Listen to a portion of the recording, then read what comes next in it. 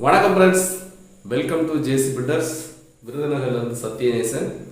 இந்த வீடியோவில் நம்ம பார்க்க போகிறது வீடு கட்டுவதற்கு கான்ட்ராக்ட் முறையில் கொடுக்கலாமா அல்லது நம்மளே பொருட்கள் வாங்கி கொடுத்து கட்டலாமா என்பதை குறித்து இந்த வீடியோவில் நம்ம கேட்க போகிறோம். இப்போ தான் நம்முடைய சேனலை முதல்ல பார்க்குறீங்கன்னா சப்ஸ்கிரைப் பண்ணிக்கோங்க. வாங்க வீடியோக்குள்ளே போகலாம். ஒரு வீடு கட்டுவதற்கு 3 விதமான அடிப்படையில் வேலை நடக்கும். ஒன்று பார்த்திங்கன்னா மொத்த கான்ட்ராக்ட், அதாவது வீட்டு வேலை எல்லாம் முடித்து சாவி உங்கள் கையில் கொடுத்துருவாங்க. மெட்டீரியலு, லேபர் எல்லாமே அந்த இன்ஜினியரோ அல்லது பில்டிங் கான்ட்ராக்டரோ அல்லது மேஷனோ எல்லா வேலையும் முடித்து சாவி கையில் கொடுத்துருவாங்க. அதுக்கு பேர் மொத்த கான்ட்ராக்டு. இரண்டாவது லேபர் கான்ட்ராக்ட். லேபர் கான்ட்ராக்ட் அப்படின்னா மெட்டீரியல் எல்லாமே நீங்கள் வாங்கி கொடுக்கணும், அவங்க லேபர் மட்டும் வேலையை முடித்து கொடுத்துருவாங்க. அது ஒரு ரெண்டாவது. மூணாவது பார்த்திங்கன்னா தினக்கூலி. தினக்கூலி அப்படின்னா மெட்டீரியலாம் நீங்கள் கொடுத்துட்டு அவங்களுக்கு தினமும் சம்பளம் கொடுக்குற மாதிரி இருக்கும், அது வாரம் வாரம் சம்பளம் கொடுக்குற மாதிரி இருக்கும். 3 விதமான அடிப்படையில் வேலைகள் நடந்து கொண்டு இருக்கிறது. எல்லாருக்கும் ஒரு கேள்வி இருக்கும், இதில் எதை சூஸ் பண்ணலாம், எதை செலக்ட் பண்ணலாம் அப்படின்னு சொல்லிட்டு. அதில் ஒரு சில விஷயங்களை மட்டும் நம்ம தெரிந்து கொள்ள போகிறோம். முதலாவது டோட்டல் கான்ட்ராக்ட் அப்படின்னா மொத்தமாக அவங்களே எல்லா வேலைகளையும் முடித்து கையில் கொடுக்குற மாதிரி இருக்கும். இதுக்கு பார்த்திங்கன்னா உங்களால் அந்த இடத்துக்கு போக முடியாது. அதாவது பார்த்திங்கன்னா அடுத்து நான் சொல்கிறதுக்கு முன்னாடி சொல்கிறேன். நீங்கள் ஏதாவது ஒரு வேலை பார்த்துட்ருக்கீங்க, ஏதோ ஒரு கவர்மெண்ட் வேலையோ இல்லை அல்லது வீடு கட்டுறது ஒரு இடம், நீங்கள் இருக்கிறது ஒரு இடம். உங்களால் எந்த ஒரு பொருட்கள் வாங்கி கொடுக்கவோ எதுக்குமே முடியாது அப்படின்னா இந்த மாதிரி மெத்தடில் நீங்கள் விடுவது நல்லது. அது ஒரு நம்பிக்கையான ஒரு மேசன்ட்டையோ இன்ஜினியர்கிட்டையோ நீங்கள் விட்டீங்க அப்படின்னா அவங்க எல்லா வேலையும் முடித்து உங்களுக்கு கையில் கொடுத்துருவாங்க, சாவி கையில் கொடுத்துருவாங்க. அதில் நீங்கள் கவனிக்க வேண்டிய விஷயம் என்னென்னா, ஒரு அக்ரிமெண்ட் போடும்போது என்னென்ன வேலைகள் பார்த்து கொடுப்பாங்க, என்ன மெட்டீரியல் யூஸ் பண்ணுவாங்க என்பதை மட்டும் நீங்கள் கவனமாக பார்த்துக்கணும். இடையிலையுமே போய் நீங்கள் மெட்டீரியலு அவங்க வாங்கி கொடுத்துருக்குற மெட்டீரியல் யூஸ் பண்ணுறது, அந்த பிளான் போட்டது மாதிரி கரெக்டாக கட்டுறாங்களா, அதை மட்டும் நம்ம சரி பார்க்குற மாதிரி இருக்கும். இது பார்த்திங்கன்னா டோட்டல் கான்ட்ராக்ட். டோட்டல் கான்ட்ராக்ட் விட்டீங்க அப்படின்னா இதை மட்டும் நீங்கள் ஃபாலோ பண்ணாவே போதும். அவங்க நீங்கள் போட்டிருக்கிற பிளானுக்கு கரெக்டாக வேலை நடக்குதா, மெட்டீரியல் கரெக்டாக யூஸ் பண்ணுறாங்களா, அதை மட்டும் நம்ம பார்த்தா போதுமானது. லேபர் கான்ட்ராக்டை பொறுத்தவரையில் பார்த்தீங்கன்னா மெட்டீரியல் எல்லாமே நீங்கள் வாங்கி கொடுக்குற மாதிரி இருக்கும்.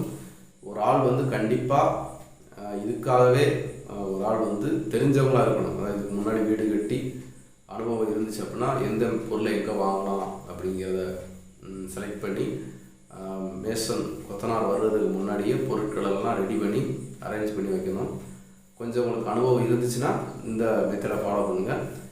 அதுக்கு நீங்கள் பார்த்தீங்கன்னா ஒரு 5 தடவையோ 6 தடவையோ கூட உங்களுக்கு அமௌண்ட் நீங்கள் கொடுக்குற மாதிரி இருக்கும். ஃபஸ்ட்டு இனிஷியல் அமௌண்ட்டு, பேஸ்மெண்ட்டு போட்டோங்கிற அமௌண்ட்டு, லிண்டர் ஸ்டேஜில், அடுத்து ரூஃப் காங்கிரீட் போடும்போது, அடுத்து ஃபினிஷிங் ஸ்டேஜில் 2 தடவையாக கூட நம்ம கொடுக்கலாம். அது நம்முடைய வசதியை பொறுத்து, வாய்ப்புகளை பொறுத்து நம்ம கொடுத்துக்கலாம்.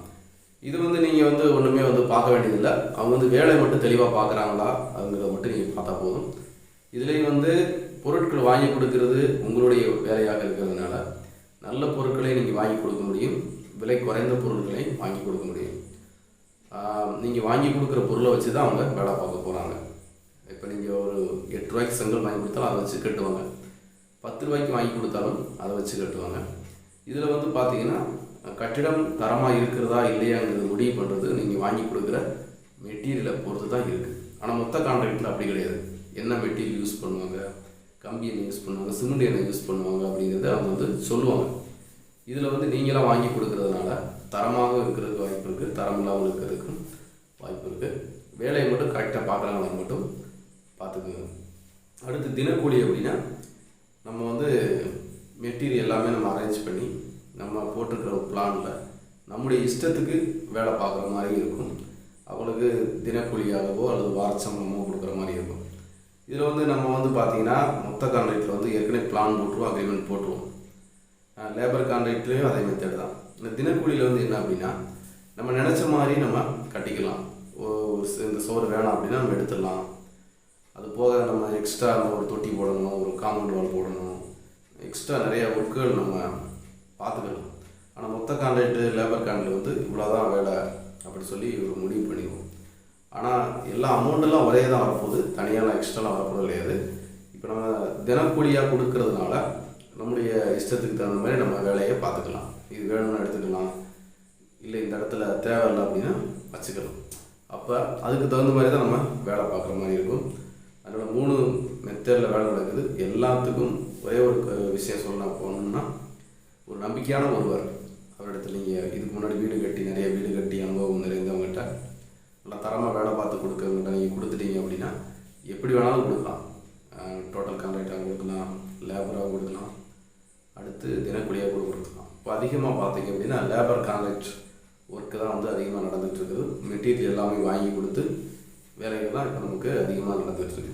அதனால் புதுசாக வீடு கட்ட போகிற நீங்கள் கவனிக்க வேண்டிய விஷயங்கள் 3 விஷயங்களை மட்டும் சொன்னேன்.